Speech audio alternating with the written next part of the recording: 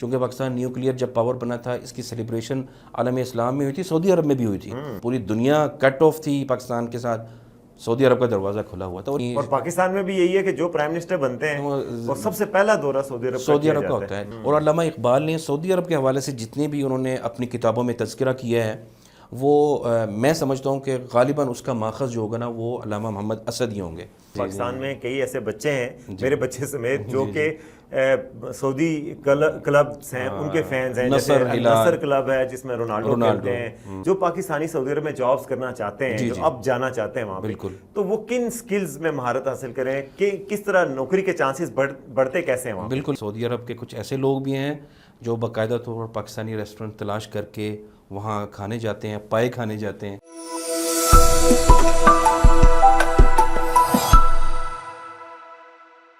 السلام علیکم، وی ایکسکلوسیو کے ساتھ میں ہوں وسیم عباسی. آج ہمارے مہمان ہیں ڈاکٹر راسخ، جو کہ سعودی عرب میں عشروں سے مقیم ہیں اور وی نیوز کے سعودی عرب میں بیورو چیف بھی ہیں. ہمیں بڑی خوشی ہوئی ہے کہ آپ پاکستان آئے ہوئے ہیں اور ہم مستفید ہوں گے آپ کے خیالات سے. پاکستانی کمیونٹی وہاں پہ کیا کام کر رہی ہے، سعودی عرب کو جاننے کی کوشش کریں گے، وہاں پر کیا نئی تبدیلیاں آ رہی ہیں. تو ڈاکٹر صاحب بہت شکریہ آپ کے آنے کا.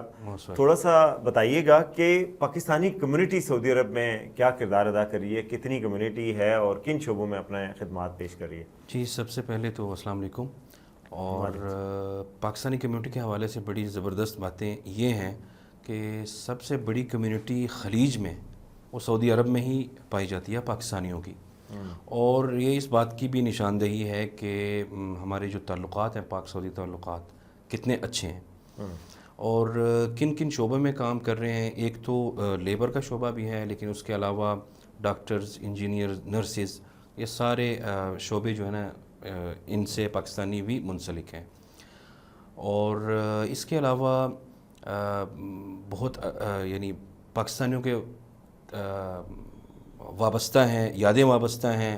کچھ ایسے لوگ ہیں جو وہاں پیدا ہوئے پھر پاکستان منتقل ہو گئے، جو معاشرتی اثرات ہیں وہ بھی ساتھ لے کے آئے، اور کچھ یہاں سے لے کے جاتے ہیں وہاں پاکستانی جو اثرات ہیں وہ بھی ہم دیکھتے ہیں کہ ہمیں دیکھنے کو ملتے ہیں. اچھا، پاکستان کے کیا سعودی عرب کے کلچر پہ اثرات پڑے ہیں؟ پاکستانی کمیونٹی جا کے اپنی چائے ساتھ لے جاتی ہے، اپنے پراٹھے، یعنی کہ وہ اپنی مہندی ہم لگاتے ہیں، چوڑیاں، جو ہمارا کلچر ہے کسی حد تک وہ سعودی سوسائٹی کو انفلوئنس کر رہا ہے؟ بالکل اس طرح ہے کہ پاکستانی کھانے کے جو ریسٹورنٹس ہیں وہاں موجود ہیں، اور کچھ ایسے سعودی عرب کے کچھ ایسے لوگ بھی ہیں جو باقاعدہ طور پر پاکستانی ریسٹورنٹ تلاش کر کے وہاں کھانے جاتے ہیں، پائے کھانے جاتے ہیں. پائے کھاتے ہیں؟ بالکل. اور کون کون سی پاکستانی کھانے ہیں جو سعودیز کو پسند آتے ہیں؟ دیکھیں، پراٹھے ہیں، یہ بھی پسند کیے جاتے ہیں.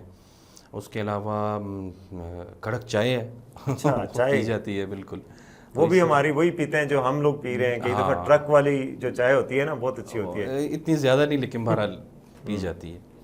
اچھا، اور یہ بتائیے کہ کئی پاکستانی وہاں پہ پیدا ہوئے اور اس کے بعد ابھی حال ہی میں شاید سنا تھا کسی پاکستانی کو وہاں نیشنلٹی بھی ملی ہے، تو اس کا کیا پروسیس ہوتا ہے؟ وہ عام طور پہ کن کو؟ اچھا، عام طور پر اب چونکہ ویژن 2030 سے جو ولی عہد محمد بن سلمان کا ہے، اس کے تحت جو پوری دنیا سے جو یعنی اپنے اپنے شعبوں میں جنہوں نے کامیابیاں حاصل کی ہوئی ہیں ان کو سعودی عرب جو ہے وہ نیشنلٹی دے رہا ہے تاکہ سعودی عرب کے لیے بھی مستقبل کے لیے فائدہ مند ہوں.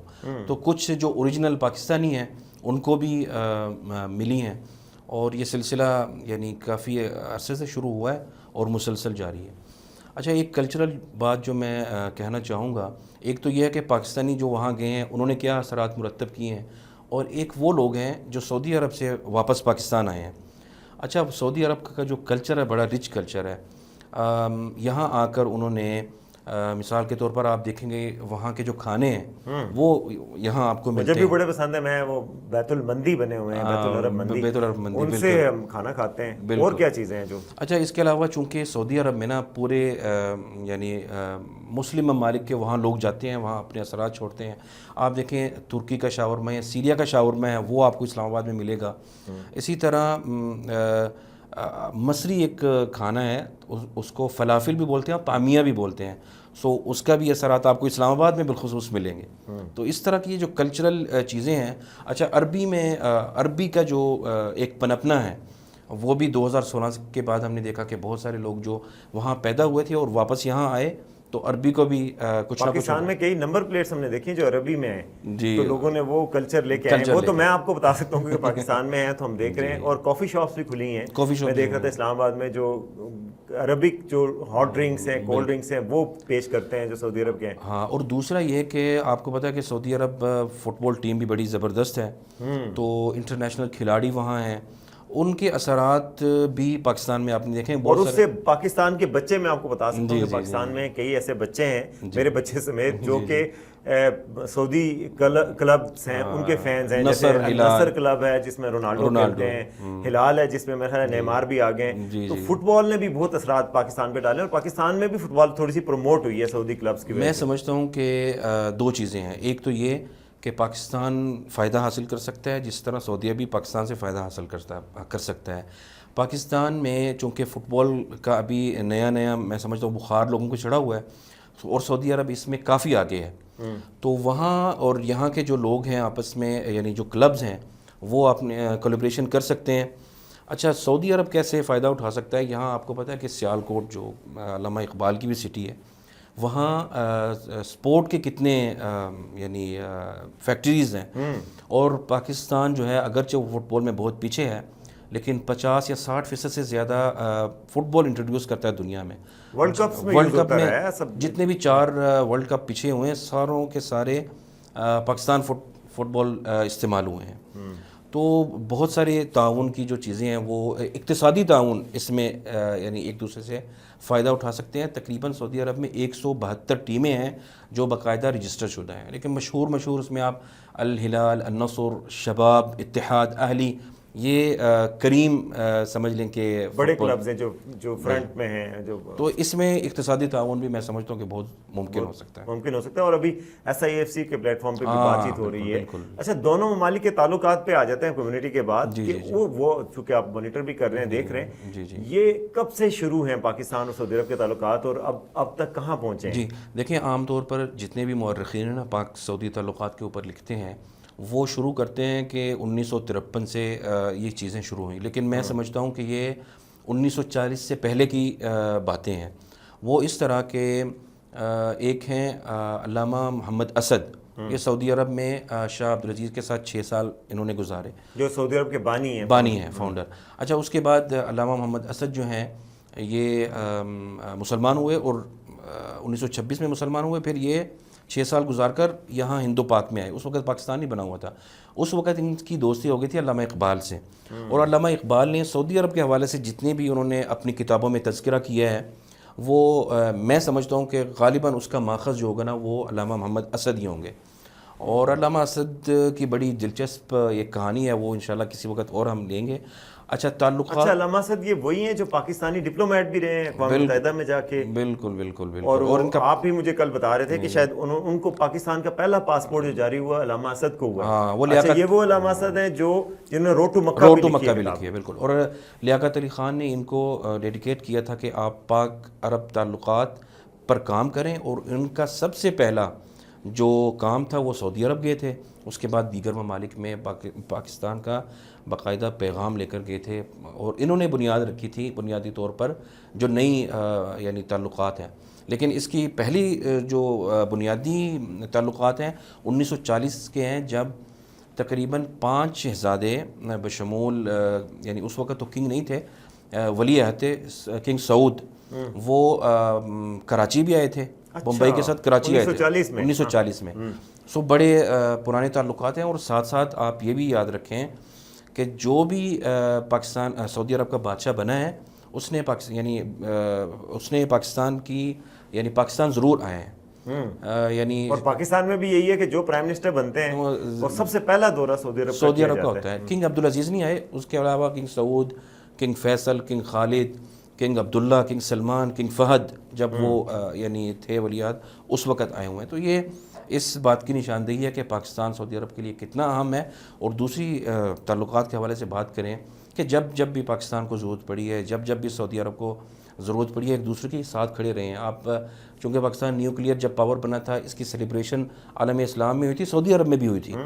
تو اس وقت سعودی عرب نے یعنی ایسی امداد کی تھی کہ پوری دنیا کٹ آف تھی پاکستان کے ساتھ، سعودی عرب کا دروازہ کھلا ہوا تھا. اور یہ ہمیشہ ابھی ہم نے کچھ دن پہلے راجہ ظفر الحق صاحب کا انٹرویو کیا تھا جو اس وقت ہمارے منسٹر تھے 1998 میں جب دھماکے ہوئے. بالکل انہوں نے کہا کہ وہ گئے تھے اور جو سعودی قیادت ہے انہوں نے جو محبت دکھائی اور انہوں نے کہا کہ آپ بے فکر ہو جائیں، بالکل آپ کی تیل ہم آپ کو پرووائڈ کر دیں گے، آپ کی سپلائی ہم کریں گے، آپ نے جو یہ اپنی اچیومنٹ کی ہے وہ ہم اس کو بہت فخر سے دیکھتے ہیں. اچھا، میں سمجھتا ہوں اس طرح کی چیزیں جو نا میڈیا میں آنی چاہیے. مثال کے طور پر ایک تاریخ ہے، راجہ ظفر الحق صاحب نے تاریخ بیان کی، پھر ہمارے احسن اقبال صاحب ہیں، وہ سعودی عرب میں رہے ہیں، شاہد خاقان عباسی صاحب رہے ہیں، پھر ایک شہباز جونیئر ہوتے تھے PIA کے، وہ رہے ہیں.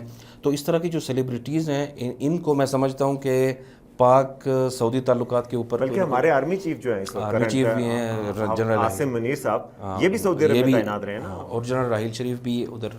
جنرل راحیل شریف تو وہاں پہ 34 ممالک کی جو قیادت تھی فوج کی اس کی بھی کر رہے تھے. تو تعلقات کی یہ نوعیت ہے. اور ابھی بھی ہم دیکھیں کہ پاکستان کی جو SIFC بنی ہے اس میں سب سے زیادہ جو ہے سعودی انویسٹمنٹ کے حوالے سے بات کی جاتی ہے. سعودی عرب کو سب سے زیادہ پریزنٹیشن بھی دی گئی ہیں اور سب سے زیادہ پاکستان میں کہا بھی یہ جاتا ہے کہ ہم نے ان بھائیوں کی ریکمنڈیشنز پہ، ان کے کہنے پر ہم نے اپنے اس کو کیا ہے تاکہ ہم اپنی اسٹریم لائن کر سکیں. اچھا، میں ایک بہتر کر سکیں. SIFC کے حوالے سے ایک تجویز دیتا ہوں بڑی، میں نے ان کی ویب سائٹ وغیرہ دیکھی ہے.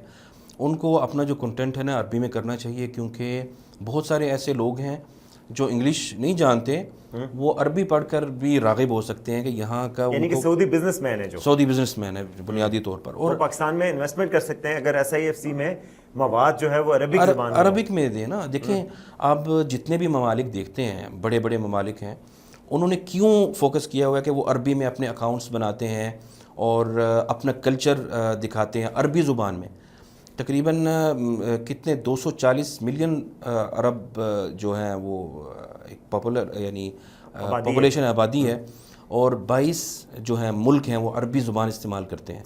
تو پاکستان کے پاس میرا خیال ہے کہ ایک مضبوط پلیٹ فارم ہونا چاہیے جو کلچرل، ہسٹوریکل اور اس طرح کی جو اقتصادی چیزیں ہیں وہ سامنے آنی چاہیے. اور SIFC جو ہے نا وہ میں سمجھتا ہوں کہ وہ یہ کردار ادا کر سکتا ہے.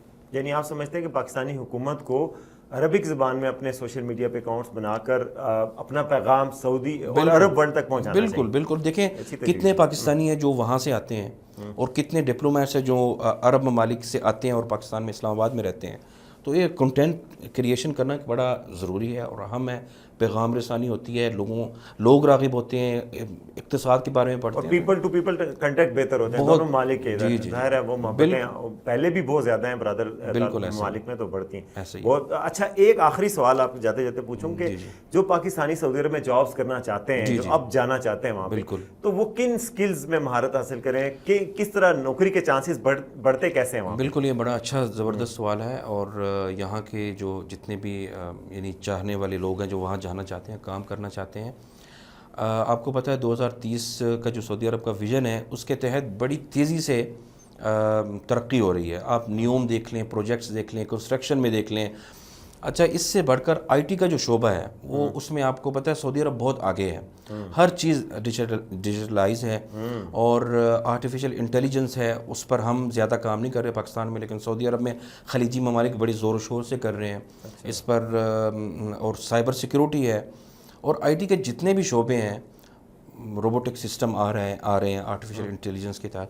تو یہ چیزیں میں سمجھتا ہوں کرنی چاہیے. اور اسکل ڈیولپمنٹ پروگرامز جو پاکستان میں بھی ہیں، پاکستان میں تو لارج اسکیل نہیں ہے لیکن سعودی عرب میں حکومتی سطح پر ہر ملک کے لیے سعودی عرب نے کوئی نہ کوئی پروگرام شروع کیے ہوئے ہیں جس کے تحت وہ چاہتے ہیں کہ جتنا بھی یہاں سے لیبر جائے یا لوگ جائیں تو وہ اسکل ڈیولپمنٹ کر کے آئیں، تاکہ ایک تو وہاں کا کلچر ان کو پتہ ہونا چاہیے، دوسرا یہ کہ وہاں کے جو کام کرنے کے جو قوانین ہیں ان پر عبور ہونا چاہیے. تو میں سمجھتا ہوں کہ یہ وہاں سے بھی اچھا اور پاکستان کو بھی اس پر فوکس کرنا چاہیے. یعنی پاکستان کو اس پر فوکس کرنا چاہیے کہ وہ یعنی جو 12ویں کے بعد بچے ہیں ان کو کوئی اسپیشل ڈپلوماز دیے جائیں. ابھی کام ہو رہا ہے ویسے اس پہ پاکستان میں بھی کہ ٹیکنیکل ایجوکیشن، ووکیشنل ایجوکیشن کو زیادہ فوکس کیا جائے. آپ کہہ رہے ہیں کہ یہاں ڈپلوماز ہوں کہ الیکٹریشین کے لیے بھی، پلمبر کے لیے بھی، باقی بھی، اور یہ باقاعدہ سیکھ کے گئے ہوں تو زیادہ چانس بنے. اور جو پیرامیٹرز ہیں نا، میں سمجھتا ہوں کہ ان ممالک کے ہونے چاہیے جہاں مثلا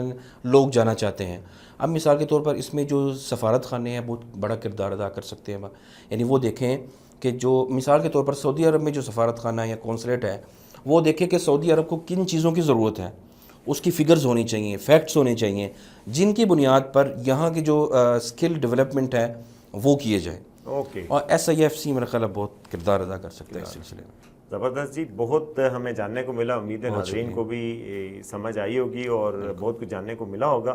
کمنٹ ضرور کیجیے گا ویڈیو پہ دیکھ کے، اور دیکھتے رہیے وی نیوز.